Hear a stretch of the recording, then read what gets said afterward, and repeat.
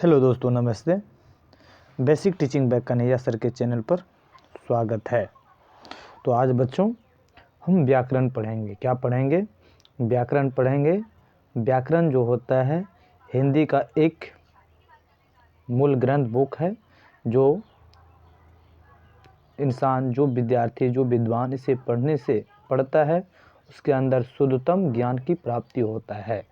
तो बच्चा जानना ये होगा, व्याकरण वह शास्त्र, पुस्तक, ग्रंथ, जो भी पुस्तक ही है।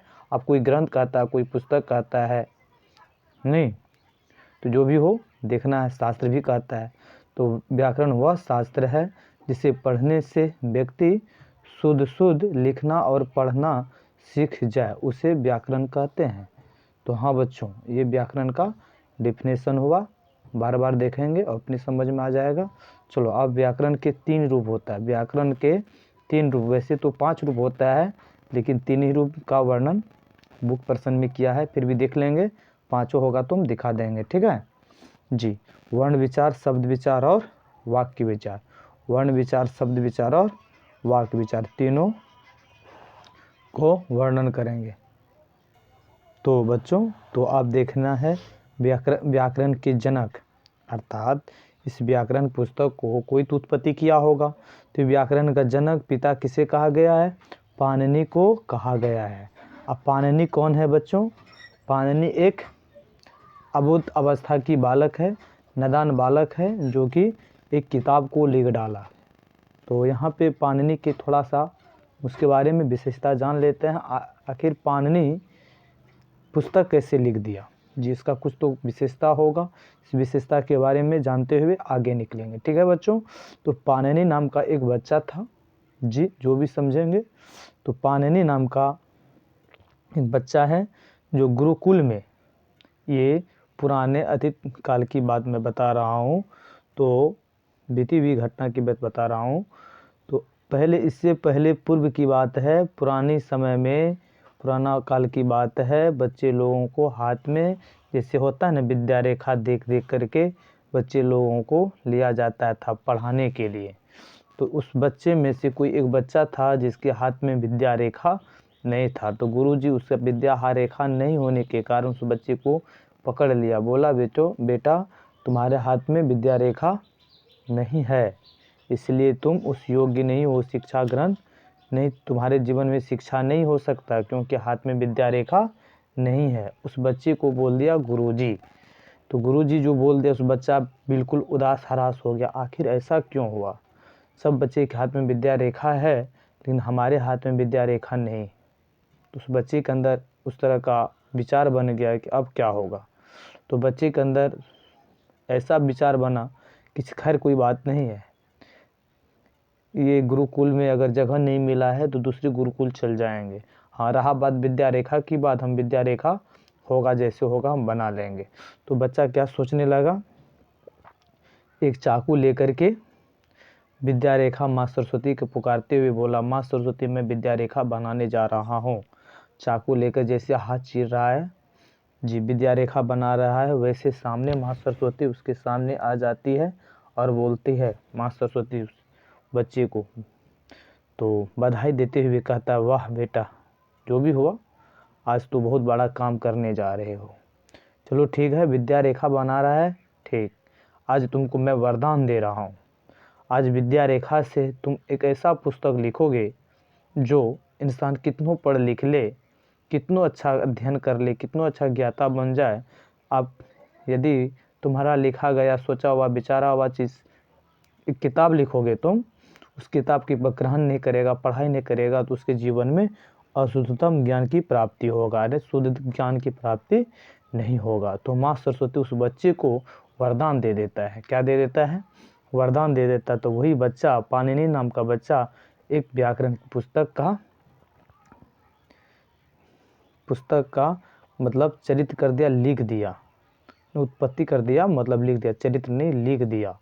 तो बच्चों, तो व्याकरण के बारे में, व्याकरण पाणिनि नाम का लड़का है जो कि एक व्याकरण पुस्तक लिखा, जिसे जनक कहेंगे या फिर पिता कहेंगे। जन्म देने वाले कौन है व्याकरण का?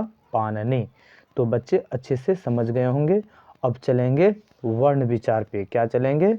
तो वर्ण विचार में अक्सर पूछ देता है व्याकरण किसने लिखा, तो कहेंगे अब से पाणिनि, अर्थात हाथों से पाया था, हाथ से रेकी डेढ़ फाड़ करके पाया था। पाणिनि का मतलब होता है बच्चों हाथ, पानी मतलब होता है हाथ, और हाथों से ज्ञान अर्जन करने वाले हुआ, उसी नाम से कुछ और नाम हुआ होगा, लेकिन व्याकरण हाथ से जो प्राप्त किया था उस हाथ से ही नाम उसका रिलेशन जोड़ दिया। ठीक है जी, संबंध में लगा दिया। चलो अब यहाँ देखते हैं वर्ण या अक्षर। वो यहाँ पे बोला वर्ण विचार। अब वर्ण का विचार में से ही अब उसी का विवरण करेंगे। वर्ण बोलो या फिर अक्षर, क्या बोलेंगे? वर्ण बोलेंगे या फिर अक्षर बोलेंगे। ये क्या है बच्चों? तो ये यही है। अब वर्ण का डिफिनेशन हो या फिर अक्षर का, दोनों एक ही शब्द है। अक्षर बच्चों समझ नहीं पाता है। चलो अब उसका डिफिनेशन चलेंगे। वर्ण उस मूल ध्वनि को कहते हैं जिसे खंड या टुकड़ा नहीं किया जा सकता, उसे वर्ण कहते हैं या अक्षर कहते हैं। वर्ण या अक्षर कहते हैं बच्चों। ठीक है, सही समझ रहे हैं जी। अब फिर यहाँ पे देखना है क वर्ग से लेकर प वर्ग, यर लव तालव से मूर्धन स्व ध्वनि स्व और ह आते हैं जी।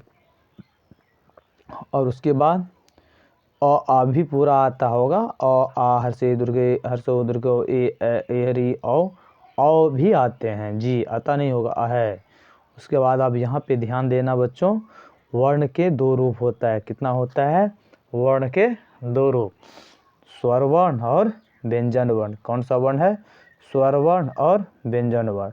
अब स्वर वर्ण का डिफिनेशन जानना है बच्चों, बारी बारी से अब डिफिनेशन जानना। वर्ण के दो रूप, स्वर और व्यंजन।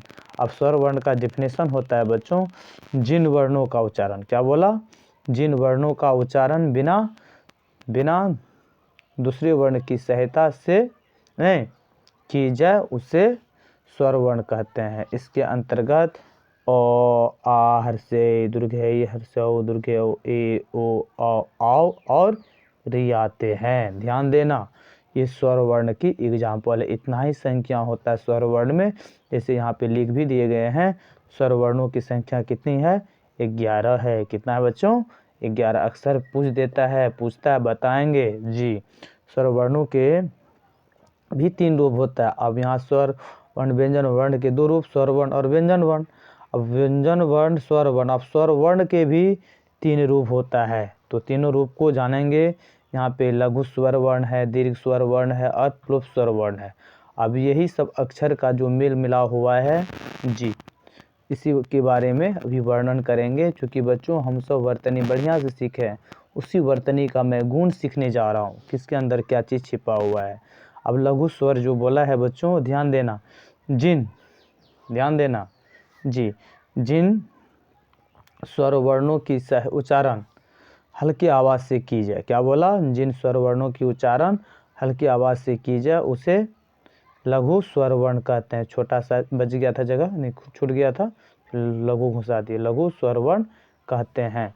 जैसे अ हर्षई और अ हर्षऊ आते हैं जी, अ हर्षई और हर्षऊ आते हैं बच्चों, ये लघु स्वर के अंतर्गत आएगा। अब इसी में आ जाएंगे दीर्घ स्वर। क्या होगा? दीर्घ स्वर जी, लघु का दोगुना होगा।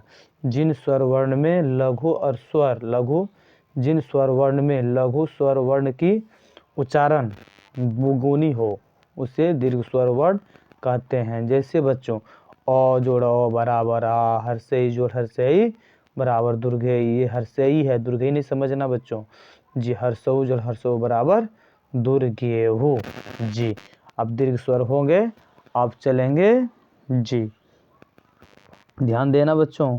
अब चलेंगे प्लुप्त स्वर वर्ण। कौन सी चलेंगे? प्लुप्त स्वर वर्ण जी।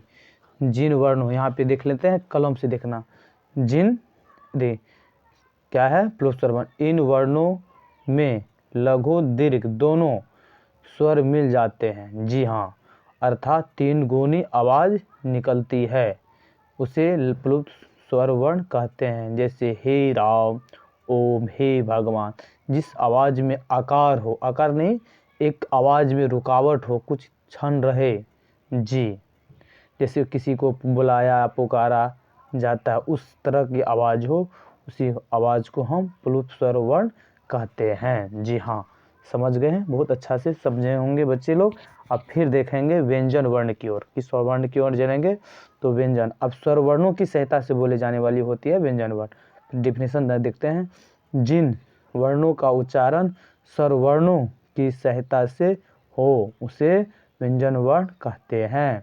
फॉर एग्जाम्पल देखेंगे तो एग्जाम्पल मतलब एग्जाम्पल जैसे हुआ बच्चों, क वर्ग से लेकर प वर्ग तक और य र ल व तालव्य संबोधन दंड स और ह भी आते हैं। जी हाँ, उसके बाद देख लेना बच्चों सब। अब यहाँ पे क्या बोले थे, व्यंजन वर्ण जिन वर्णों का उच्चारण स्वर वर्ण की सहायता से। अब यहाँ पे देखेंगे ये सब जो वर्ण बोला जाएगा बच्चों, इस सब में अ छुपा हुआ होता है, सब में छुपा हुआ होता है। जैसे क बोलने के लिए देखना है क अ अर्थात क में अ है, क अर्थात क में अ है, क बराबर क हलन प्लस अ बराबर क होता है। ठीक उसी प्रकार सब के अंदर करेंगे, जैसे च हलन प्लस अ बराबर च होता है। जी, जो भी हो देख लेंगे, ठीक है बच्चों। अब यहाँ पे देखना है व्यंजन वर्णों की संख्या, ध्यान देना, व्यंजन वर्णों की संख्या 33 होता है। कितना होता है बच्चों, 33 होता है। जी सही समझ रहे हैं। व्यंजन वर्ण के भी 3 रूप होता है, स्वर वर्ण की 3 रूप होता है ना, ठीक उसी प्रकार व्यंजन वर्ण के भी 3 रूप होता है बच्चों। घबराना नहीं है, धीरे धीरे पढ़ना, वही बात है, सिर्फ अर्थ शब्द अंतर होगा। जी, बात वही होगा। जैसे स्पर्श वर्ण बोलते हैं, अंतस्थ वर्ण, उस वर्ण और हो गया स्पर्श वर्ण, अंतस्थ वर्ण, उस वर्ण।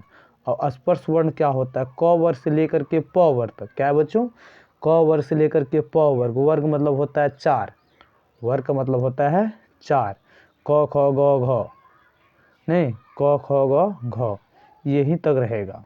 जिन वर्णों को उच्चारण एक ही स्थान से छूते हुए आवाज की जाए उसे स्पर्श वर्ण कहते हैं। एक ही स्थान से क घ घ एक ही कंठ से निकलने वाली है। च छ ज ज ये ट से तालु की सहायता से बोलने वाली, मूर्धा की सहायता से बोलने वाली है। ट ठ ड, त थ द ध, प फ ब भ भ। तो ये सब बच्चे लोग ये एक ही स्थान से उच्चारण होने वाली है। तो जैसे कंठ से, तालु से, मूर्धा से, दांत से और ओष्ठ से। तो ये सब उच्चारण के स्थान जैसे पढ़ेंगे ना तो पता चलेगा स्पर्श वर्ण किसे कहते हैं, अपने टेर लगा लेंगे, ठीक है। तो बच्चों ध्यान देना, ये सब हम पढ़ लिए। जी, तो अब यहाँ पे देखना नाक वर्ण, नासिका क्या है, नासिक वर्ण, नासिका वर्ण। सभी वर्ण का पंचम अक्षर आते हैं। क्या आते हैं बच्चे लोग, सभी वर्ण की पंचम। अंग, या, न, ड़ा बोलेंगे, न और म, जो नाक की सहायता से उच्चारण होता है, किया जाता है। जी सही समझ रहे हैं बच्चे लोग। क्या पढ़ रहे हैं अभी, स्पर्श वर्ण पढ़ लिए, नासिका के उच्चारण से पढ़ लिए। अब चलेंगे अंत अस्त वर्ण। क्या चलेंगे, अंत अस्त वर्ण, ठीक समझ रहे हैं जी। अब यहाँ पे देखना है य र ल व को ही अंतःस्थ वर्ण कहते हैं। उसके बाद य र ल व को ही अंतःस्थ वर्ण कहते हैं। उस वर्ण जो होता है बच्चों तालव्य स, मूर्धन स, दंड स और ह को ही उस वर्ण कहते हैं। मैं चैप्टर फिर से एक बार देख लेते हैं। उस वर्ण तालव्य स, मूर्धन स, दंड, तालव्य स, मूर्धन स और ह को ही उस वर्ण कहते हैं। बच्चों मैं यही पे चैप्टर एंड करने जा रहे हैं। एक बात और सुनेंगे बच्चे लोग, जी मेरा वीडियो देखे हैं अगर से मेरा भावनाओं से, मेरा ये लिखावट से, फेर के लिखावट से समझे हैं व्याकरण के बारे में, तो लाइक सब्सक्राइब जरूर कीजिएगा तथा शेयर भी कीजिएगा।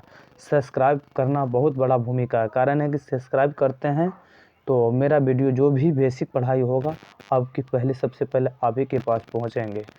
तो बच्चों तो मैं इस वीडियो को मैं एंड करने जा रहा हूं, तो धन्यवाद।